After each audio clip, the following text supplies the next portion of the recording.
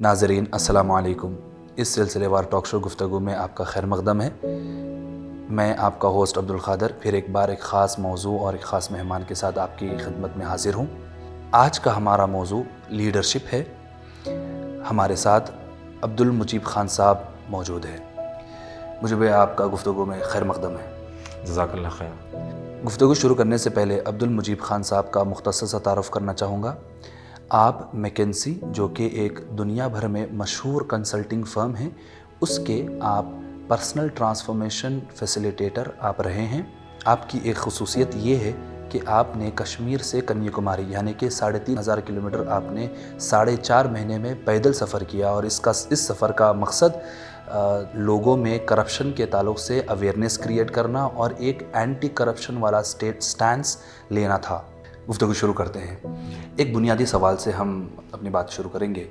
یہ جو لیڈرشپ ہے ایک کوننڈرم، ایک ایسی پیچیدگی والی چیز عام انسان کو سمجھ میں ذرا مشکل ہو جاتی ہے اس کو، اور پھر اس کی وجہ سے ہوتا یہ کہ لوگوں کے ذہنوں میں لیڈرشپ کا اپنا اپنا خیال بننا شروع، اپنا اپنا ڈیفینیشن بننا شروع ہو جاتا، اور جو پریڈومیننٹ ہے مارکیٹ میں، مطلب کسی کو اگر بولنے اچھا آتا یا اس کو جو ہے کراؤڈ پولنگ ہے تو پھر وہ لیڈر کے نام سے تو آپ تھوڑا ہمیں یہ بتائیں کہ لیڈرشپ اصل ان ایسنس ہے کیا چیز؟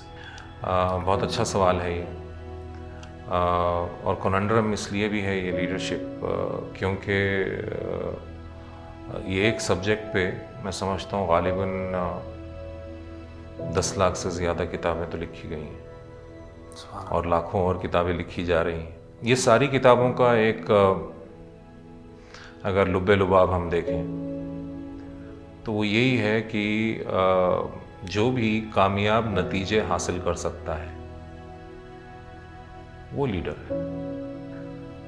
یہ ایک پہلو ہے، یہ ایک نظریہ ہے، اور اسلام میں اس کا کچھ اور نظریہ ہے۔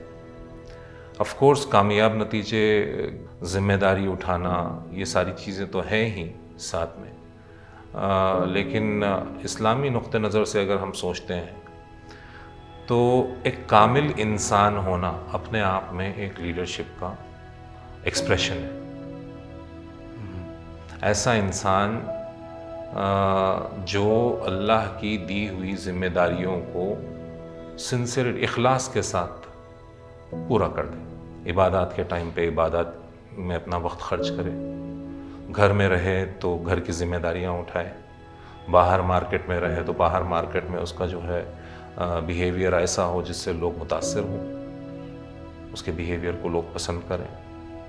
یہ ساری چیزیں ہم کو رسول اللہ صلی اللہ علیہ وسلم کی جو ہے سیرت میں صاف نظر آتی ہے۔ اسلام کے آنے سے پہلے بھی آپ صلی اللہ علیہ وسلم کا کیریکٹر جو تھا وہ ویل اسٹیبلشڈ تھا، ڈاکیومنٹڈ بھی ہے کہ آپ جو ہے اگر تجارت کرتے تو صادق الامین، سچا، امانت دار، یہ ساری خوبیاں، یہ جو ہے اسلامی نقطہ نظر ہے۔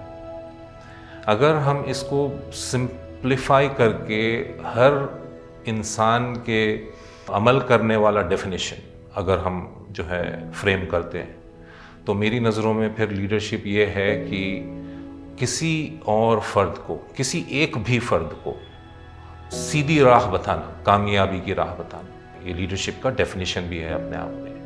اگر ہم دیکھتے ہیں کہ آپ کے ڈیفینیشن کے حساب سے لیڈرشپ جو ہے ہر عام عوام کے لیے ایکسیسیبل چیز ہے، یہ کچھ خواص کے لیے یہ محدود نہیں ہے، یہ بالکل نہیں۔ تو یہ لیڈرشپ کا امپورٹنس کیا ہے، اس کی اہمیت کیا ہے؟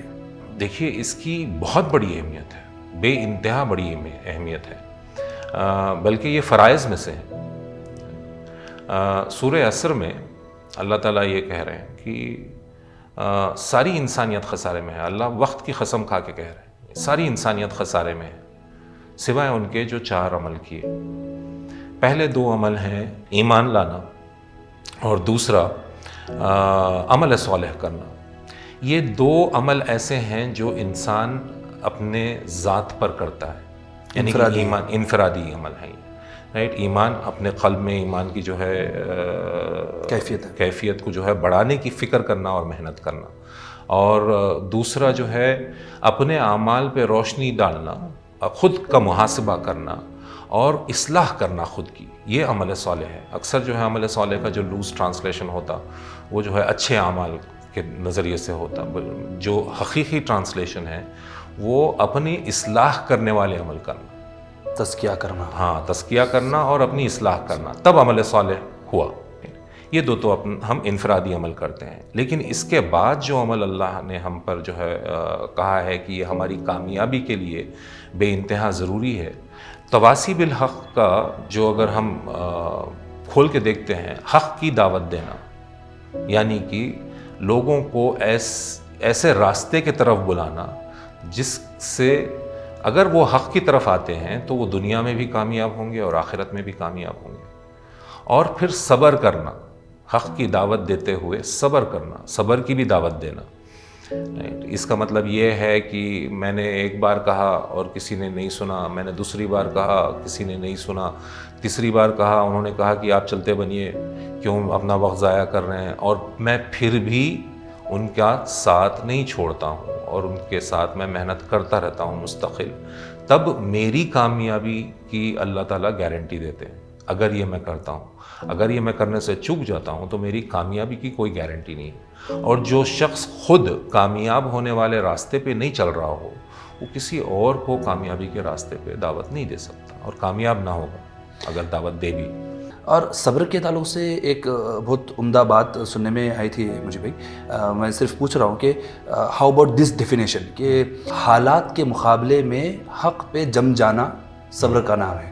یقیناً نتیجتاً کیا ہوتا ہے؟ لیڈرشپ ایک آدمی رول میں آنے کے بعد پھر اس کے حساب سے ایکٹس کرنے کے بعد نتیجہ کیا نکلتا ہے اس کا؟ یہ بنیادی انسان کی ضرورت خیر ہے، امن اور خیر۔ انسان جتنی محنت کر لے، بہت زیادہ پیسہ کما لے، بہت جو ہے دنیا میں کامیاب لوگوں میں اس کا شمار ہونے لگ جائے، بہت بڑی تجارت حاصل کر لے، گاڑیاں بنگلے وغیرہ وغیرہ، جو کچھ بھی دنیا کی فکر اور دنیا کی محنت ہم کرتے ہیں اس سے جو بھی حاصل ہوتا ہے یہ سب حاصل ہو جائے، لیکن امن حاصل نہ ہو اور خیر حاصل نہ ہو، تو بڑے بڑے بلینئر سوئسائڈ کر لیتے ہیں۔ کیوں کر رہے ہیں سوئسائڈ؟ کیا ایسی کیا بے چینی ہے؟ آپ کے پاس تو سب ہے، نام ہے، شہرت ہے، عزت ہے، پیسہ ہے، وہ سب کچھ ہے جس کی دنیا قدر کرتی ہے، پھر آپ کی زندگی اتنی بے معنی کیسے ہو گئی کہ آپ نے اپنی زندگی کو ختم کر لینے کا فیصلہ کر لیا؟ اس سے سمجھ میں یہ آتا ہے کہ چاہے آپ امیر ہوں یا غریب ہوں، یہ حالات ہیں۔ ہر حال میں جو شے ہے جس سے ہم ان حالات کو آسانی سے فیس کر سکتے ہیں وہ ہے اللہ کی مدد اور اللہ کی طرف سے ہمارے قلب میں اطمینان کا موجود ہونا۔ اللہ نے وعدہ کیا ہے جس قلب میں ایمان ہوگا اس قلب کو اللہ دو چیزوں سے جو ہے پروٹیکٹ کر دیتے ہیں، اس کو اللہ تعالیٰ اس قلب کو۔ فرسٹ جو ہے یہ ہے کہ اللہ تعالیٰ ایسا قلب میں جس قلب میں ایمان ہے اس کو جو ہے بے انتہا غم سے بچاتے، اور دوسرا irrational خوف سے بچاتے۔ لا خوف علیہم ولا ہم یحزنون والا مومن۔ ناظرین، یہاں پر ہم چھوٹا سا بریک لیتے ہیں۔ بریک کے بعد ہم لیڈرشپ کی جو کوالٹیز ہے اور ریسپانسبلٹیز ہے اس کے اوپر ہم گفتگو کریں گے۔